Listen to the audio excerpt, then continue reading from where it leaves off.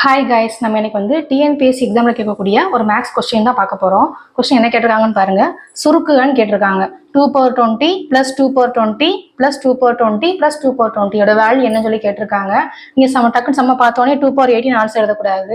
இது எப்படி செய்யணும்னு சொல்கிறேன் பாருங்க. இப்போ வந்து 2/20 + 2/20 மொத்தம் 4 டைம்ஸ் இருக்குது, அப்படி தானே? இப்போ என்ன பண்ணலாம், இதை வந்து 4 2/20 எழுதிக்கலாம். ஓகேவா?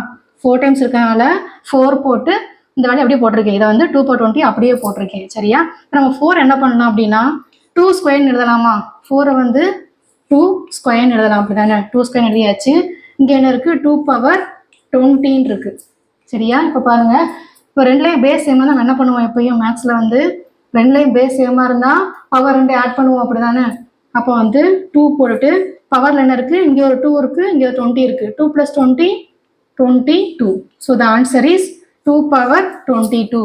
ஆப்ஷன் எங்க இருக்குன்னு பாருங்க. 2/22 தான் இந்த சம்முக்குரிய கரெக்டான ஆன்சர். ஓகேவா?